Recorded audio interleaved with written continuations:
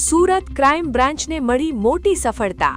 4 વર્ષે બાળકીને અપહરણ કરતાના ચુંગાલમાંથી 6 દિવસ બાદ અમદાવાદના નારોલથી હેમખેમ છોડાવી। ભીખ માંગવાના ઈરાદે અમરોલીથી અપહરણ કરવામાં આવ્યું હતું। પપ્પુ ભુરિયાએ કર્યું હતું અપહરણ। ગાર્ડનમાં રમતી વખતે આરોપી બાળકીને ઉચકી લઈ ગયો હતો। અમરોલી વિસ્તારમાં 2 એપ્રિલના રોજ જે છાપરા વાડી એરિયા છે, છાપરા ભાઠા, એના કિનારે એક બેન છે, એમની સાથે એમની દીકરી એ રમતી હતી અને એ દીકરી પછી ગુમ થઈ ગયેલી હતી। બેન જે દીકરી ગુમ થઈ એના 24 કલાક બાદ અમરોલી પોલીસમાં ફરિયાદ આપવા આવ્યા હતા।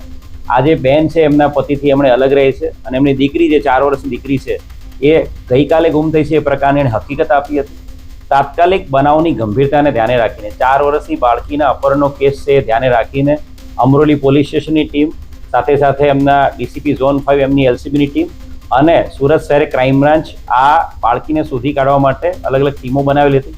5 ઇન્સ્પેક્ટર, 9 સબ ઇન્સ્પેક્ટર અને 110 પોલીસ એમ કુલ મળીને આ બધા અધિકારીઓની કુલ 10 જેટલી ટીમો સમગ્ર સુરત શહેર વિસ્તારમાં આ બાળકીને શોધવા માટે કાર્યરત થઈ હતી। એક સીસીટીવી કેમેરાઝના આધારે એક નાની હકીકત એવી મળી હતી કે આ જે વ્યક્તિ છે એ વ્યક્તિ અન્ય 2 બાળકો સાથે, આ નાની 4 વર્ષની દીકરી, ત્રીજી દીકરી છે એની હાથમાં 3 બાળકો હતા, અન્ય 2 બાળકો સાથે 4 વર્ષની દીકરીને લઈને સાયણ તરફ ટ્રેનમાં જતો દેખાયેલો હતો અને સાયણ પહોંચ્યા બાદ આ વ્યક્તિની કોઈ બીજી હકીકત મળતી નહોતી। એટલે તાત્કાલિક સુરત શહેરની ક્રાઇમ બ્રાન્ચની અલગ અલગ ટીમો સાયણથી વડોદરા, અમદાવાદ તરફના રેલવે સ્ટેશનો અને સાયણથી સુરત થઈને વલસાડ, વાપીથી મુંબઈ તરફના કુલ 43 જેટલા રેલવે સ્ટેશનો પર આ બાળકીને અને એના અપહરણ કરતા વ્યક્તિને શોધવા માટે અલગ અલગ 43 જેટલા રેલવે સ્ટેશનો ઉપર સીસીટીવી કેમેરાસ ચેક કરવામાં આવ્યા હતા। સાથે સાથે એક હ્યુમન ઇન્ટેલિજન્સ આધારે જે હકીકત મળી હતી કે આવા પ્રકારનો વ્યક્તિ અલગ અલગ જે લંગર કે પછી જ્યાં ફ્રીમાં જમવાનું મળતું એવા વિસ્તારોમાં આ વ્યક્તિ પહેલાં દેખાયેલો હતો। તો એના આધારે રેલવે સ્ટેશનની આસપાસના તમામ દંગાપડાઓ, એની સાથે સાથે મંદિરની આસપાસના વિસ્તારો જ્યાં ફ્રીમાં ભોજન મળતું હોય ત્યાં પણ તપાસ કરવામાં આવી હતી। અને છેલ્લે સોશિયલ મીડિયા ઉપર આ બાળકી છે એની હકીકત એના ફોટોગ્રાફ સાથે ગઈકાલે તમામ સોશિયલ મીડિયા પ્લેટફોર્મ પર મૂકવામાં આવી હતી। સુરત શહેરના 1000થી વધુ પોલીસ કર્મચારીઓ પણ પોતાના વોટ્સઅપ સ્ટેટસ ઉપર આ બાળકીની હકીકત માટે લોકોને અપીલ કરતો મેસેજ મૂક્યો હતો અને જેના આધારે આજે વહેલી સવારે એક મોટી સફળતા બાળકીને શોધી કાઢવામાં મળી છે। અમદાવાદના એક નારોલ વિસ્તારના જાગૃત નાગરિકે સુરત શહેર ક્રાઇમ બ્રાન્ચના પીઆઈને ફોન કર્યો હતો અને કહ્યું હતું કે આ ફોટોગ્રાફ જે સોશિયલ મીડિયા પર વાયરલ થયો છે, આ દીકરીને આ વ્યક્તિ સાથે મેં ગઈકાલે એક જગ્યાએ જ્યાં ફ્રીમાં જમવાનું મળે છે એ જગ્યાએ એને બેઠેલો અને જમતો જોયેલો હતો।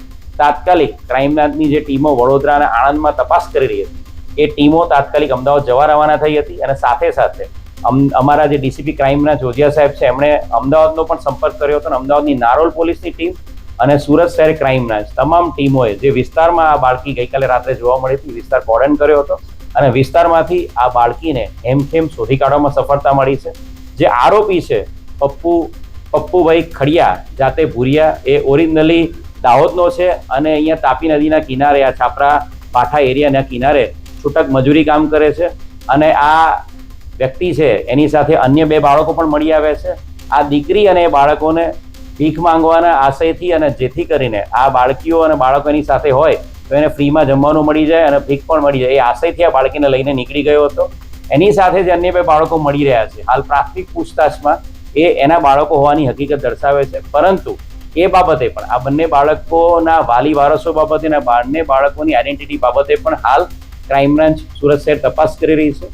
બાળકી જે છે એની સાથે કંઈ પણ પ્રકારનું અજુગતું કે કંઈ બીજું કંઈ થયું નથી એ બાબતે સંપૂર્ણ ડિટેલ એની મેડિકલ તપાસ પણ કરવામાં આવી રહી છે અને આરોપીને અમરોલી પોલીસ દ્વારા અટક કરવામાં આવશે અને એની વધુ રિમાન્ડ લઈને આગળની પૂછપરછ કરવામાં આવનાર છે।